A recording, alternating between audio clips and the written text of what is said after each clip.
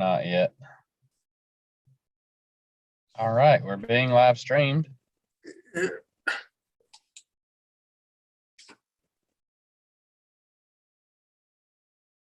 All right. Now we just need to give them a minute to get logged back on. Not yet. Not yet. All right, we're being live streamed. Thank you, everyone. And again, I apologize. All right. Now we just need to give them a minute to get logged back on. Why do I hear myself on like a 20, 30-second delay? All right, we're being live streamed. Thank you, everyone. What about now, Daryl? There you go. Okay, I think I had to cut the volume off of YouTube. Okay. And I'm going to apologize again, but in the mix of trying to figure out YouTube Live, I missed who made the motion and second for the minutes approval. I think, wasn't it David made the motion and We can just go back and watch the recording, Rachel, and we'll get that for the minutes. Well, I had an audio recording and I don't think they said their name. Okay. Or did they? That's fine. We'll be able to figure it out. Okay.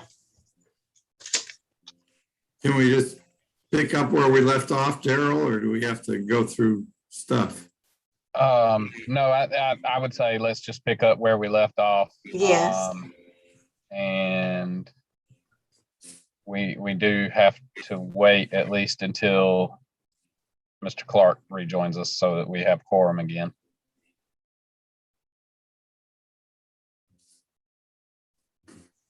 I'm gonna call Mr. Clark. I'm sure he's trying to log back on Yeah. at the moment.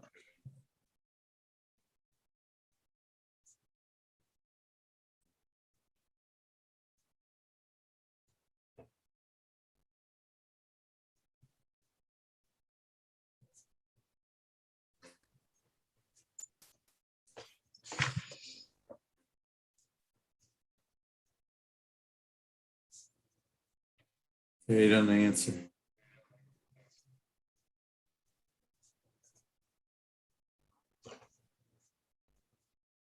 Is Mr. Hey, Dallas, are you having trouble getting back on?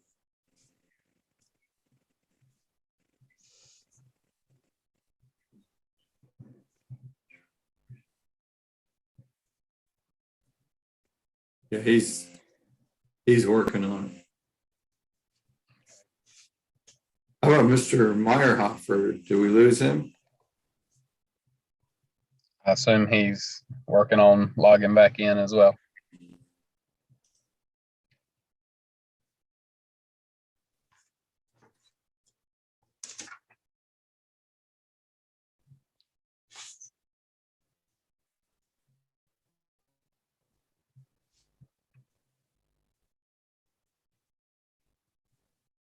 You got Daryl's email? There you go. I see Mr. Clark is logged on. Okay, good. You're on. Yeah, okay.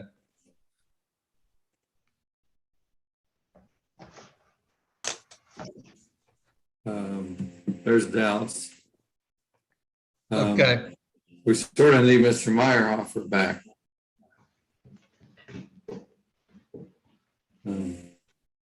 Why don't, You know, it does sound like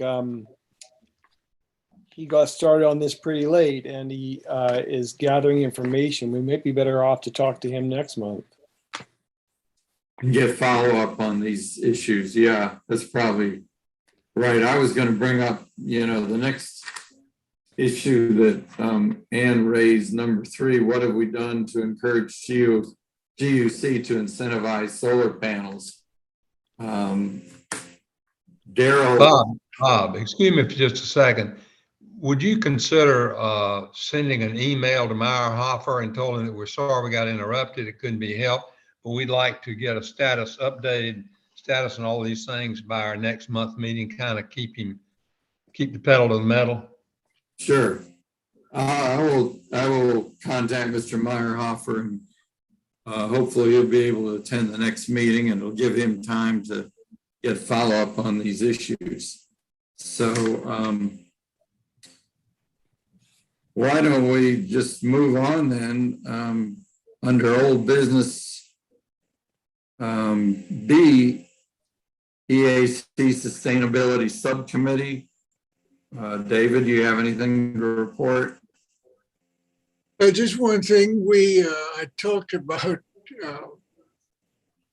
working on our relationship and contact with the city council members. And so we've organized a more robust way of visiting with them. And so far, I think members have visited with 4 of the council members, and we'll keep working on that until it's all accomplished. Okay, yeah. I contacted Mr. Litchfield this morning and had a nice meeting with him discussing New Horizons plan. Mr. Meyerhofer, you know, due to our technical glitches here, we thought maybe it would be best if we give you till our next November meeting and you can come back hopefully with some more information about those 5 questions that Ann raised. Well, my hope would be that I'll have something for you significantly well in advance of that, and I have it in writing for you. So whether it come from GUC or the city or from me in an email to you, but have it in an email to you so you can disseminate it however you see fit, or we can have it sent out to everybody on the EAC rather. But I don't see any reason why answers would not be able to be provided to you guys well in advance of the November meeting for sure. Okay, Well, yeah. Brian, Go ahead, Downs. to be sure, we can hear from somebody in the city, the manager, whoever, or the council. Do we want to have this or not? And do we think it's a good thing for the city of Greenville to do from a competitive perspective? That wouldn't take a whole lot of analysis, I wouldn't think. So I would hope if there's no other question answered, at least to me as a rookie, I would certainly want to know that the city is behind what we're doing. If they're not behind what we're doing, then I don't know, there's going to be a problem, probably. Think we can find that out at least? Yeah, I would have to see what that would look like. It depends on, I'm sure every city has their own version of a green energy plan, and those cities that do have one. The devil is in the details, see what's in there, and go from there. Thank you.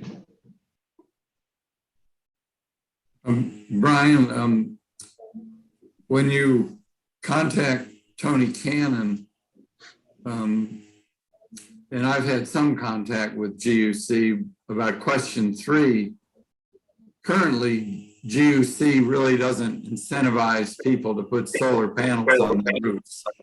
And there are very few residential solar panels because there's not a good financial incentive to do that.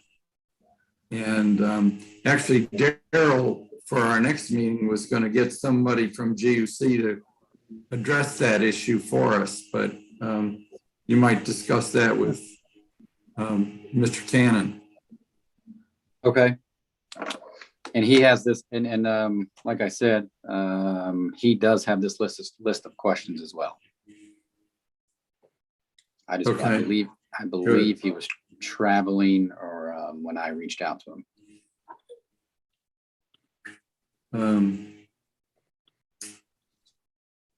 Well, I guess we'll wait on an email from you about these 5 questions, and it probably would be nice if we could get 15 minutes of your time for our November meeting.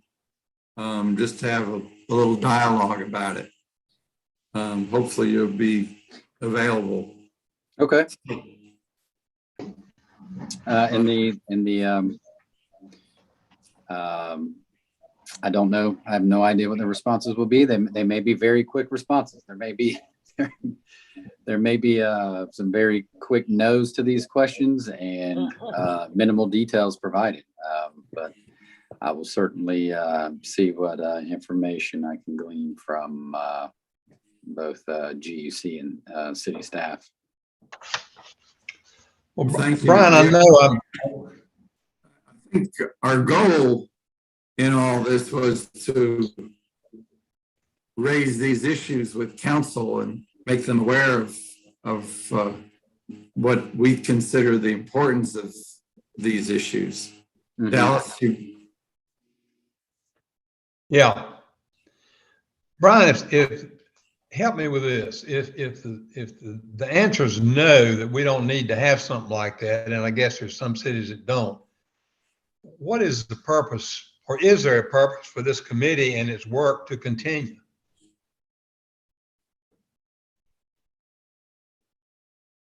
So you're asking, would the EAC's existence rely solely on the basis of the city having a green energy plan? That's exactly right. Well put. Well, I would believe, and I don't know the answer to this, I would believe that the EAC was created many years before many other cities or ever thought about or had a green energy plan. So I would think the EAC existed before many cities even got around to doing this. So I don't think it relies on it or only exists to create that plan, but I believe I'm sure city staff, there's some sort of what's the word I'm looking for? There are goals behind a mission statement behind every city board and commission, I believe. Well, I appreciate and understand that, but of course, the environment did not come on the radar for, I mean, like 60s or 70s or something like that. I forget when the EPA was passed. So it just seems like a big part of the effort and focus of this committee is to get a plan that's good for the community and good to show people that we're aware of this when they're looking at Greenville as a place to come. And I just was curious about what's our job title, if you will, or our job function, if the committee, if the council and the manager say we're not going to have an environmental plan. I know that's not the case now. I'm just wondering, trying to plan ahead. Sure. Well, I'll find out if we actually even have one, and we'll start from there. And then There you go. Okay. And if we do, then obviously we'll share that with you guys. And if not, then as you mentioned earlier, the next question is, if we don't, then do we want to start starting from scratch with sort of a bare bones outline of what's good in there, what we'd like to see in there, and maybe some good that we see from other towns, and maybe some things we don't like that are included with other municipalities. Thank you. you know, moving on, and I've communicated with Brian about the Duke School of Environment proposal, and I think this project will go a long way towards answering issues about a green energy plan. Basically, the update on the Duke proposal was we were notified in early September that the School of the Environment accepted our proposal, and the proposal basically is that the graduate students will estimate greenhouse gas emissions by various departments of the city, such as transportation department, lighting department, buildings. So they will take an inventory of greenhouse gas emissions by these departments, give us a baseline, and then make recommendations about what is low-hanging fruit in terms of reducing greenhouse emissions. And then maybe a year later, we would remeasure do this greenhouse gas inventory a year later and see what progress we've made in reducing greenhouse gases by these departments. And so follow-up measurements will be made, and that's certainly part of a quote green energy plan, is to measure greenhouse gas emissions by city departments and then attempt to reduce those emissions in a reasonable fashion. We had a Zoom meeting for an hour on September 16th.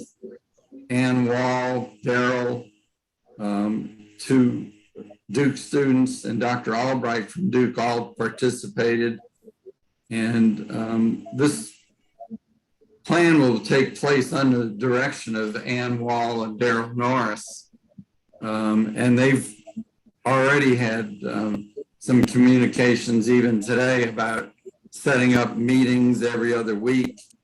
And the students are doing some research into all that before they get started.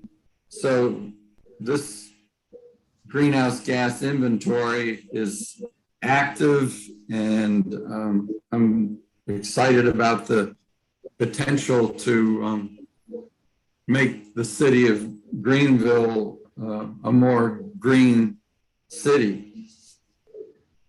Does anybody have any other questions about this Duke plan? I'd like to ask a question, Bob. I think it's a great plan. Who's got the authority from the city, once we get the baseline, to tell who's got to do what to reduce the emissions, and do they have to follow those directions? That hasn't been established. My hope is that down the road, the council will hire a sustainability manager and have a sustainability office like many other cities in the state of North Carolina. And under that office, they will implement measures recommended by the proposal. Well, I guess where I was coming from was, if we have a baseline in, say, December of 2021, and we go to people starting in January 22 to do this or do that, and they say we're not going to do it, then we can't tell anything from what we measure in December 2022. Actually, the baseline won't be completed until May of 2022, when the students finish. It's like a 5 or 6 month project for these grad students. All right, so in May of 22, when we say to these people, look, we've done this study with Duke's help, and this is what you need to do to your business or your house or whatever it is, or your unit within the city, and private citizens or private business owners say, well, we're not going to do that, and we don't have any authority to enforce it, then the baseline reading or the reading in 2023 will be of a little value. Have I correctly stated that situation or not? So I'd like to jump in and clarify a little bit. Yeah, Daryl. The study that these Duke students will be doing will be based upon municipal operations. So these are operated by the city themselves. The city energy uses, the city vehicles, commuting, whatever other types of energy uses that the city municipal operations contributes to. They are not studying all of the energy uses and greenhouse gases throughout the jurisdiction by private citizens and businesses. That's a whole nother level that we're not at yet. This is a municipal study. And so with that, they'll essentially get a baseline of what the city municipal operations are contributing, and make some recommendations that the city could take to reduce its energy consumption and greenhouse gases for city municipal operations.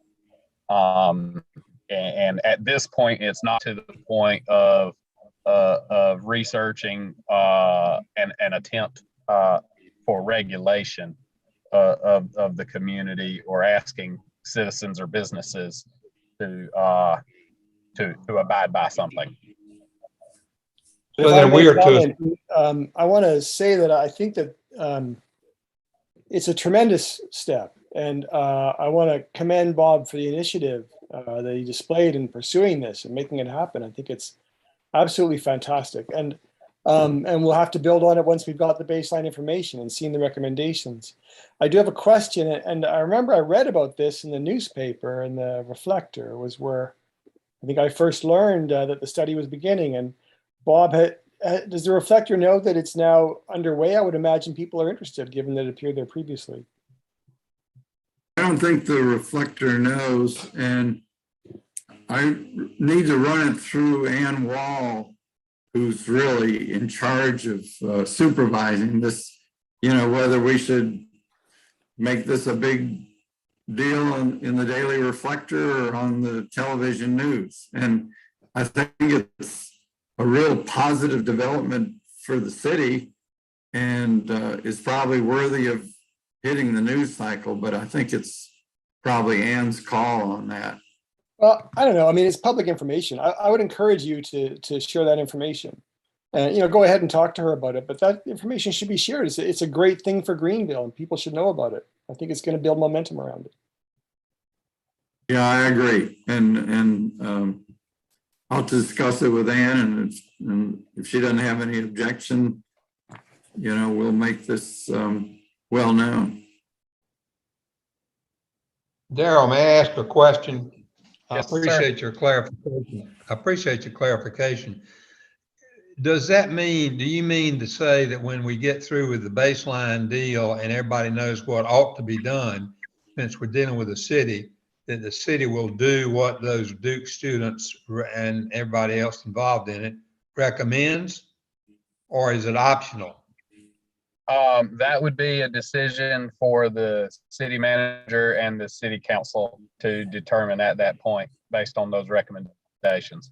So there will not be requirements by any means. They will be recommendations from the grad students of Duke that this is what they found, and these are the recommendations that they would make as to ways that we could improve. Then city council and the city manager and Mr. Cannon would take that information and make decisions on if they need to change some process or city operation to take advantage of those recommendations. Thank you. You're welcome. And Dallas, to further get into that, in my discussion with Mr. Litchfield this morning, he was very reasonable in saying, if there's some recommendation that is outrageously expensive for the city, they would have to think long and hard about doing it. In other words, they want good bang for their buck, and I think that's a reasonable approach. Sure. Okay. If I could jump in, this is Brian, if I could just jump in real quick. Just to back up a little bit, Dr. Shaw, if you wanted to reach out to the Reflector, probably Ginger Livingston would write the story. She covers the city. I'd give her something to write about. And then in terms of the recommendations, I mean, we've had reports, analysis done on various topics within the city, and then we're provided reports of what their findings are. And generally, how I anticipate this will go is that they'll bring it to the city staff, and then they'll bring it to the council. And if there's low hanging fruit there, we'll be all for it. And then I think to reiterate what Dr. Shaw was saying, that Councilmember Litchfield said, I assume there's going to be some things that are going to be extremely tough to implement. I assume there's going to be some things that they're going to come back with some recommendations that are going to be very simple and relatively easy for us to implement or fix, if you will. I also anticipate that with a study like this, they're probably going to have some recommendations that are going to be probably tough for us to navigate. So, and that's generally, in situations like this, we try to do what we can. And also we have to be mindful of cost benefit analysis there. Thank you. That certainly makes sense.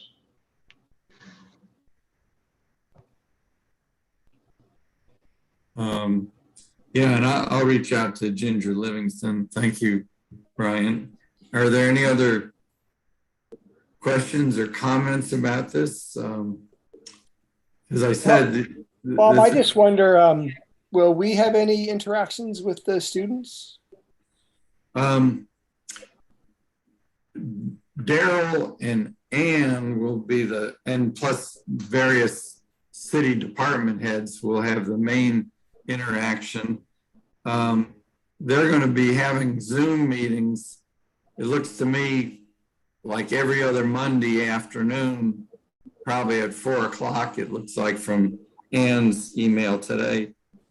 And I'm sure we could have the EAC members listen in on those Zoom meetings between Daryl and Ann and the students. What do you think about that, Daryl?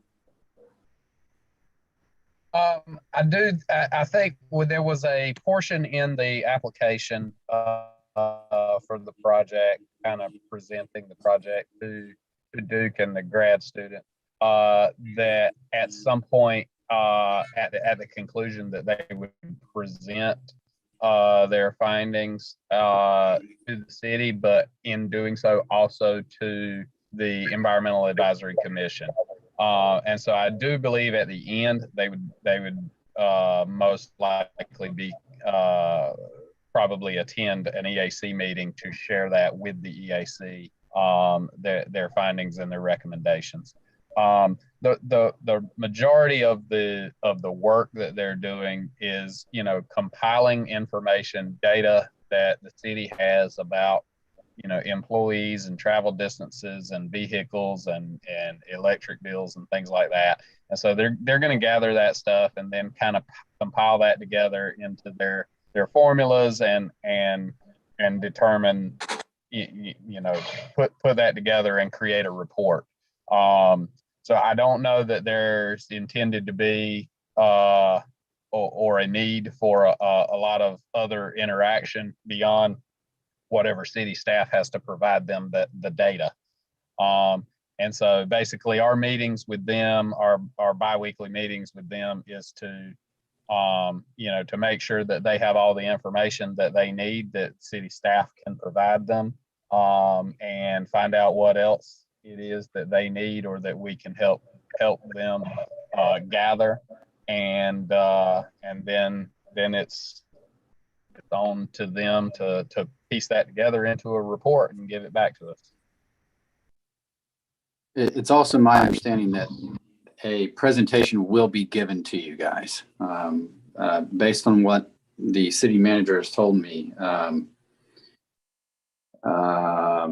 the students will deliver a written greenhouse gas emission inventory, sector analysis of greenhouse gas emissions, and recommendations for future reductions in greenhouse gas emissions by sectors will be reported. Cost estimates for these reductions will be included in the report. A preliminary presentation will be given either in person or virtually to the City of Greenville Environmental Advisory Commission, and a final presentation will be given to the Greenville City Council. So you guys will probably hear it first. Yep, I believe that's correct. Right. Sounds good. Mhm.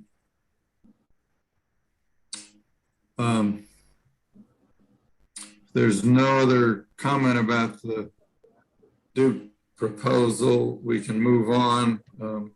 Really appreciate, Brian, your time with all this. I know it's probably one more thing on your desk that you'd rather not see, but we all think it's very important in view of climate change issues that make the nightly news every night. Moving on, is there any new business?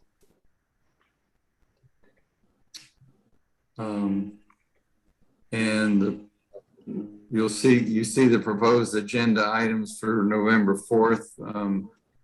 Depending on Mr. Meyerhofer's schedule, he may join us again. And Daryl, hopefully you can get somebody from GUC to address our issues of the lack of solar power on residences in the city of Greenville. Any other comments or ideas anybody wants to say? Yeah, I would just note that with GUC, there's broader considerations. So one thing is promoting solar, but it would probably have a bigger impact if they just stopped promoting gas over electric. So their webpage and their advertisements would seem to be pretty enthusiastically proposing that people use more natural gas. And that runs quite contrary to the consensus on how to proceed in the face of climate change.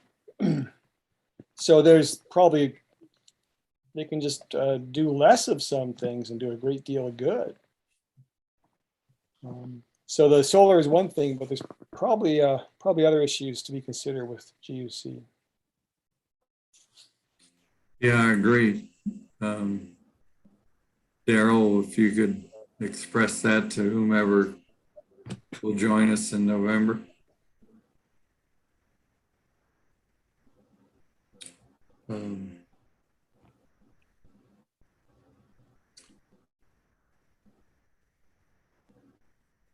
If there's no other business, do I have a motion that we adjourn? David, Yes, sir. I second that motion. And Rachel, you want to take a vote on that? Yes, sir. Robert Shaw, Yay, agree. David Ames, Yes. Dallas Clark, Yes, ma'am. and Jeff McKinnon. Aye. Thank y'all. Yeah, Daryl, thank you for everything. And same to Daryl. you. Thank you. Thank you, guys. Have a good night. Congrats, Thank you. congrats, Dr. Shaw, You on too. on the Thanks, Duke, Brian. coordination. Thank you. Bye-bye. I can't say anything about it because I spent 7 years at Wake Forest, but I can certainly see those Duke kids being as wealthy as they are coming back with ideas that we can't afford, but that's just a side comment, Bob. I'll have to Yes. give you a retort at church after I think about that. Now that you're All right. Wake Bye-bye. Forest is a football school and we're an intellectual factory. Thank you. There you go. There you go. You're proof of it.